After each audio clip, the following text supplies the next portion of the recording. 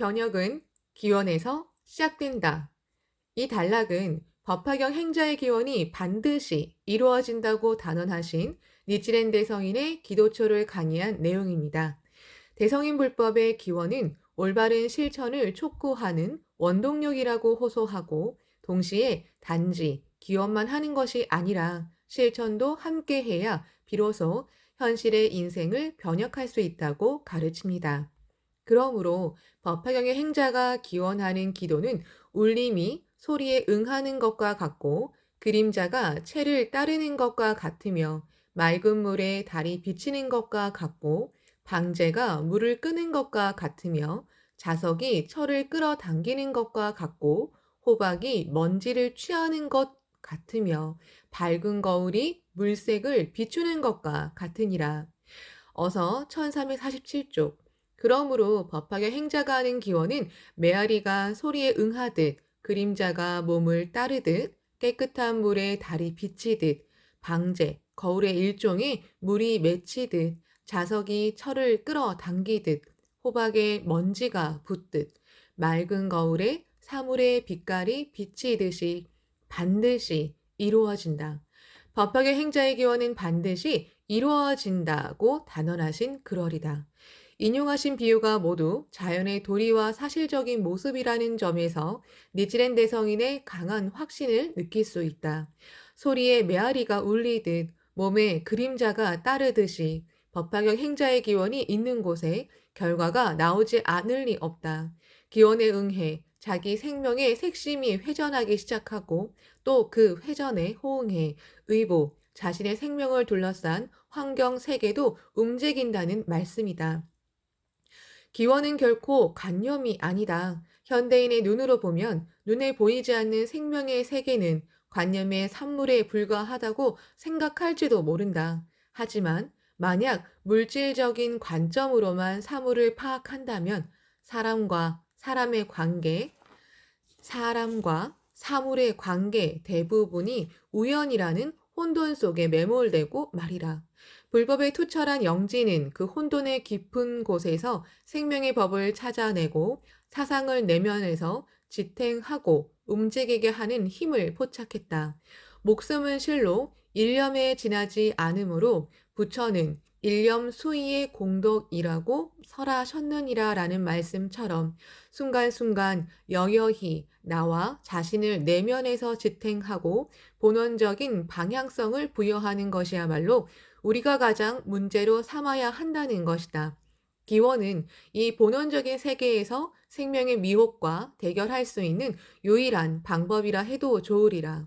따라서 기원이란 올바른 실천과 끈질긴 행동을 관철하기 위한 원천이다. 기원이 없는 행동만큼 약한 것은 없다. 기원 없는 행동은 어느 때는 순조롭고 잘 되는 것처럼 보일지도 모른다. 하지만 일단 역경에 직면하면 마른 나무처럼 힘없이 쓰러져 버릴 것이다. 왜냐하면 기원이 없는 행동에는 자신의 흉중을 재패하겠다는 마음이 없으므로 현실 사회의 흥망성쇠 속에서 나뭇잎처럼 번농되고 말기 때문이다. 인생이라는 고개는 일직선으로 향상하는 길을 오르는 듯한 그런 것이 결코 아니다. 성공도 하고 실패도 한다.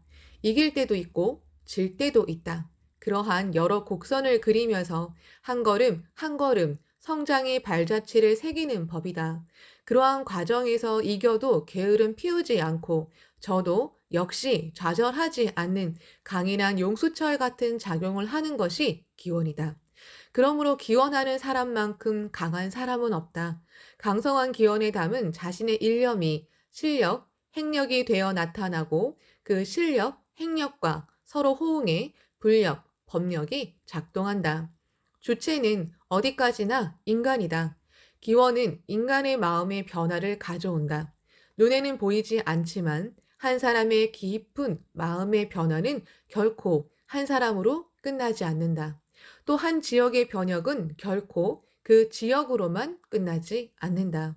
일파가 만파를 불러 일으키듯 반드시 다른 지역의 변혁의 파동을 일으키는 법이다.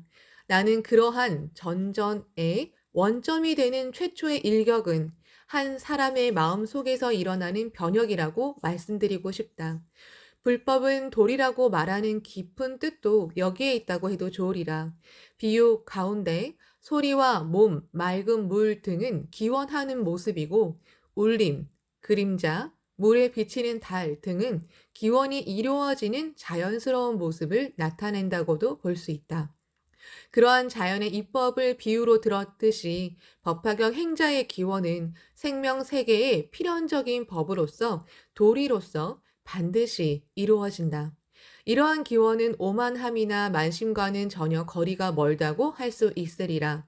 단자하고 창제하는 늠름한 모습에는 자신의 천박한 지혜나 일천한 경험에 집착하는 마음을 뛰어넘어 부처의 지혜로 나타낸 생명의 법과 자연, 그리고 우주 근원의 리듬에 명합하자는 겸허한 자세가 맥동한다.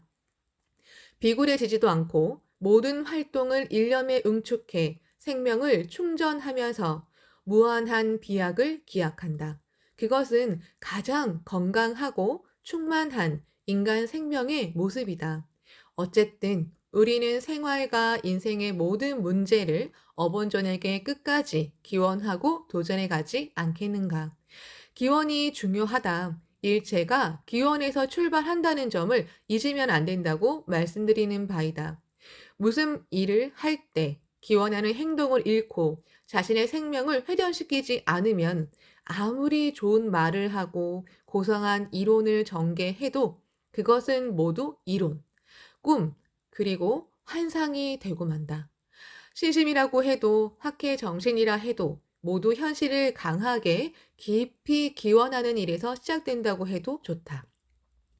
불법에서 말하는 기원은 단지 기원만 하면 된다는 뜻이 아니다. 날아가는 화살이 가득 넘치는 생명력을 담고 있듯이 행동과 실천을 담아야 한다. 그러므로 행동 없이는 기원은 관념이고 기원 없는 행동은 헛바퀴를 돌 따름이다. 그러므로 위대한 기원은 위대한 책임감에서 나온다고 말씀드리고자 한다. 일과 생활, 인생에 대해서 무책임한 자세이거나 어떻게 되어도 상관없다는 자세라면 결코 기원이 되지 않는다. 자기가 관계하는 모든 일에 책임을 지고 진지하게 노력하는 사람이야말로 기원하는 사람이다. 냉엄한 세상인 만큼 생활 속 일들을 하나하나 강성하게 기원하고 도전하기 바란다고 거듭 말씀드리며 강의를 마치고자 한다. 감사합니다.